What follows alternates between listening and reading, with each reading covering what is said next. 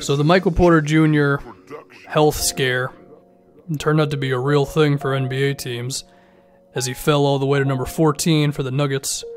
The question number one is, are teams that passed on him going to regret it? Is there a chance they'll end up regretting it?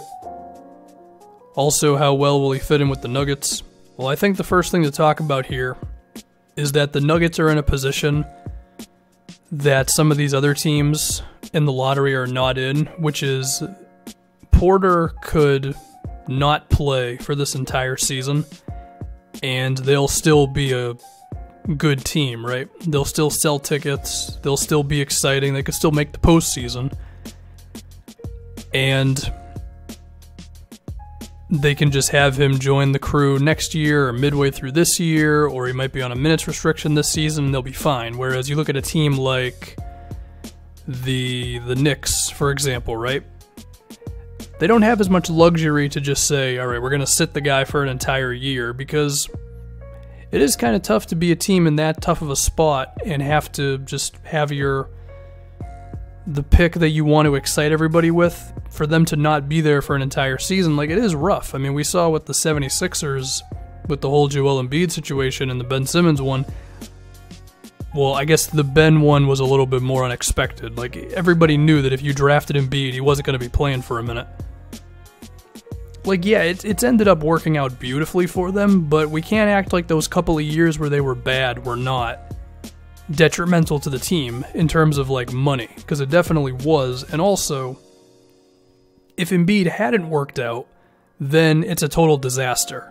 So we can't just assume that Michael Porter Jr. sits out a bunch of time and then he's good to go, right?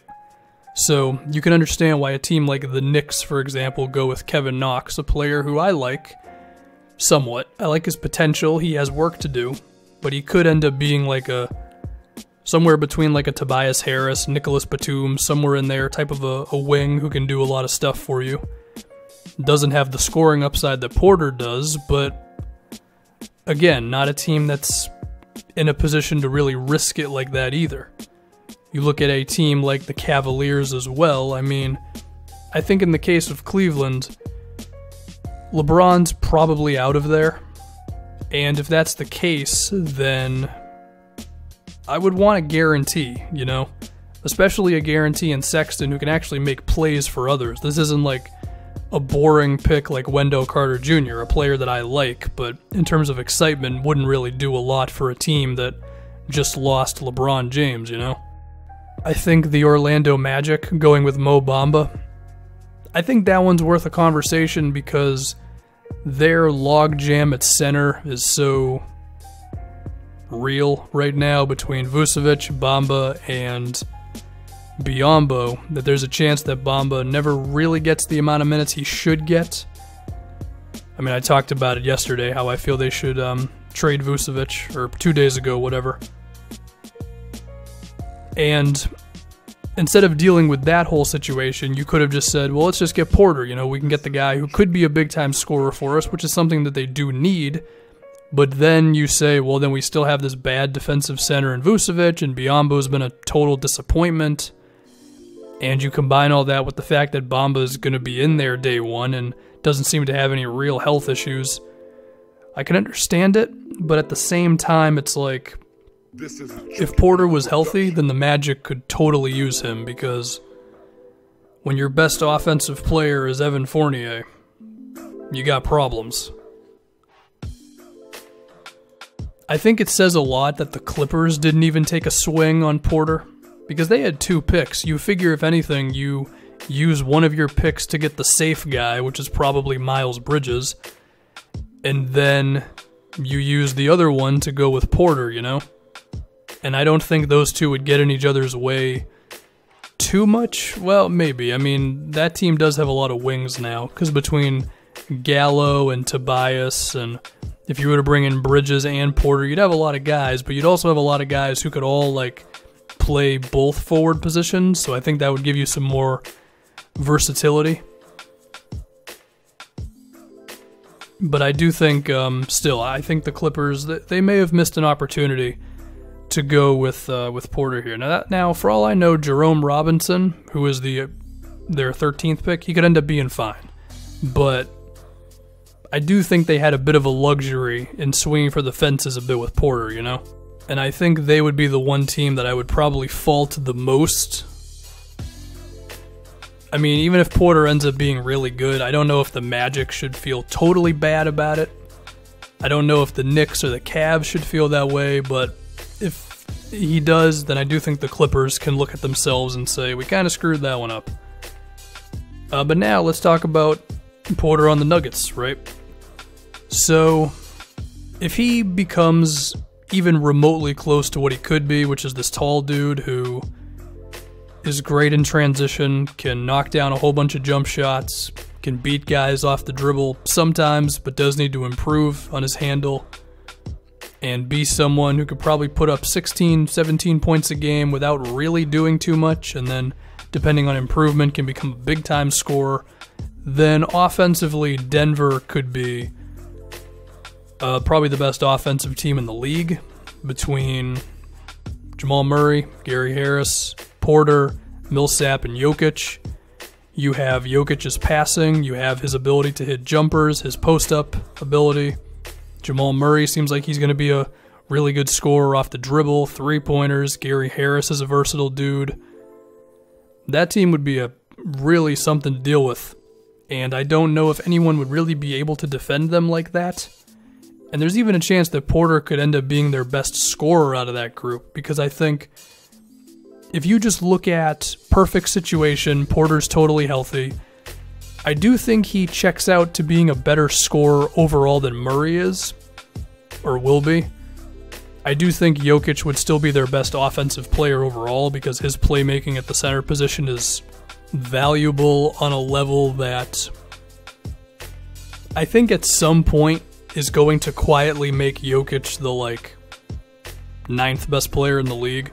I'm not saying it's going to happen this season, but if we fast forward a couple years, he could just be that type of guy where, well, I think it's already happened a little bit now, where his advanced stats are kind of, way too good to the point where you're like, there must be something wrong here. I mean, his passing combined with the spacing he provides, it's a real thing. Now, the counter to all of this is what the hell is this team going to be on defense, because on that starting lineup, the only one there who could be a defender is Paul Millsap. Now, maybe Porter can play defense because he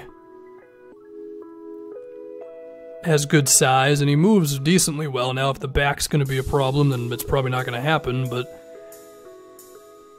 still, when you're, 6'10" is around where Porter is. He could even be a little taller than that. And you can just follow basic defensive principles, then you can definitely be something. But there are other questions there, right? Can Jokic ever get to being a decent pick-and-roll big man? I don't think there's ever a chance of him switching onto perimeter players effectively. Jamal Murray and Gary Harris both just maybe too damn small. And for as good of a defender as Millsap is, he is getting up there in age to the point where by the time someone like a Porter is really ready to carry that load in minutes, because I don't think he's going to start next season. They're either going to have to find someone or it's going to be Wilson Chandler or something. But, Millsap just may end up being too old. And then you're going to have to find someone else, and it could be a rough thing. But at the same time, they could be one of those teams where as long as they can creep up to just mid-tier on defense, which that could still be quite a lot to ask for of this team. But if they get to that point, then they could be the 4th seed in the West or something, because they're just so devastating on offense and they're not a disaster on defense. I mean, we saw a similar thing to that with the Rockets, 2 years ago when they won 55 games, and I didn't even think they'd make the postseason, where they were either 1st or 2nd in offense, I don't totally remember. And then they managed to get to 22nd in defense, and that was good enough for 55 wins. So, I don't know, maybe this Denver team is on that kind of trajectory. If Michael Porter Jr. can be at least 85% the player that everyone thought he was going to be before the back injury. I think we could also talk about the versatility that Nuggets team would have. You could try some Millsap at center, which you wouldn't do all the time because it means Jokic isn't in the game, but I guess it's a thing where you could go with like Millsap at 5, Trey Lyles at the 4, Michael Porter Jr. at the 3, and then whatever you want to do with the backcourt. That could give you just a little more athleticism, a little more shooting. I do think the Trey Lyles Porter thing could be really good at times, and if you wanted to go all shooting and all offense, then you would take Millsap out, because I do think his tendency to post up did confuse the Nuggets a little bit this previous season. It didn't help that he missed so much time as well. And you go with like Murray, Harris, Porter, Lyles, Jokic. I don't really know how you defend that 5 because all those dudes can shoot, and you have like 4 dudes who can go off the bounce. So, yeah, I mean, from an offensive thing, Denver's setting themselves up really nicely. It's just a matter of Porter's health and then other things, defense and whatever. So, yeah, that's my take on the Porter situation. I really just blame the Clippers.